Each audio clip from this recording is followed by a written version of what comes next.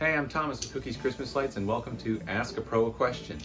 A question that we actually get quite a bit, and that's why we're making a video on it, is what's the difference between the lights I can buy at Home Depot or Lowe's or any other big box store and the lights I get from you guys?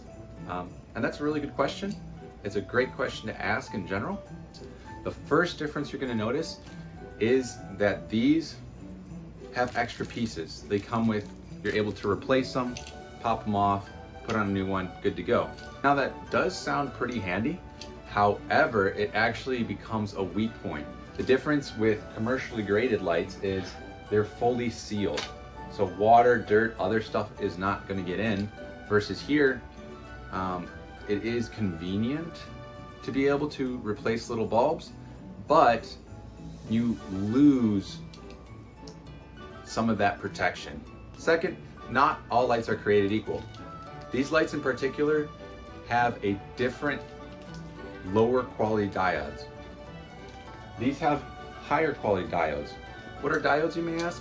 Well, ultimately they're brighter, they're better, and they're higher quality, as well as longer lasting lights. So they don't burn out as fast as, say, incandescents or lower quality LEDs.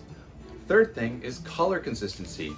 You might go and buy a set of these, and you might have the exact same brand the next year and go out and buy them, and the color might be just slightly different. I've even seen them go from a warm white to almost a pinkish hue in the second, third, fourth year when you buy the cheaper stuff, versus our stuff that we get from different suppliers typically holds up its color.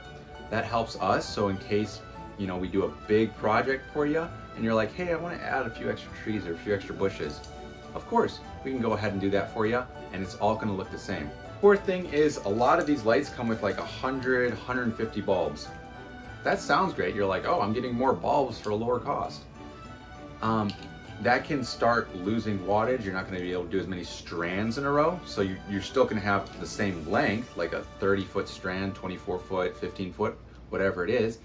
But now you're going to need to connect way more, and you're going to have way more lights, and that means more power, so you're going to need more cables.